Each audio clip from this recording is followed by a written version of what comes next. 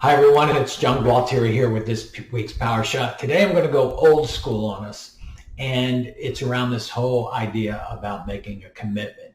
Sadly, in our culture, and guys, I'm not the moral arbitrator of the universe, but I can say that in our culture these days, commitments seem to mean very little. Back in the day, when someone gave you their word, it was their word. It was always their word. I did $1 million deals on handshakes, guys. I did, with people who were people of honor and who honored their commitments. Their word was their bond.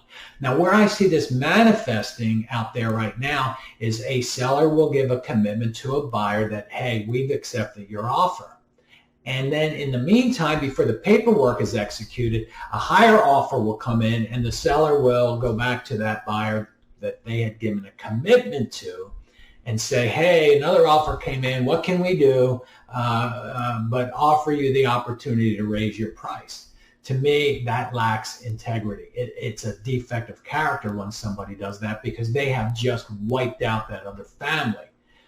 So as agents, I think it's important for us to point that out to a seller. It's not that we're going to ill-advise a seller. It might sound, look, Mr. and Mrs. Seller, I can go back to these people and ask them to raise their offer. But with all due respect, I don't think that that's fair. We have given them a commitment. I do believe that if we're people of integrity, that's the way we want to present it. And I also say this without hopefully sounding preachy: make your word your bond. Let your yes be yes and your no be no. When I say no, it's a complete sentence for me. When I say yes, I honor my commitments. I have lots of defects of character. If you want to know what they are, invite my wife to lunch, but set aside about 4 or 5 hours.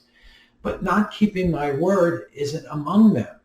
So today's Power Shot takeaway is keep your commitments. Let your yes be yes and your no be no. And by the way, endeavor to keep the commitments that you make to yourself.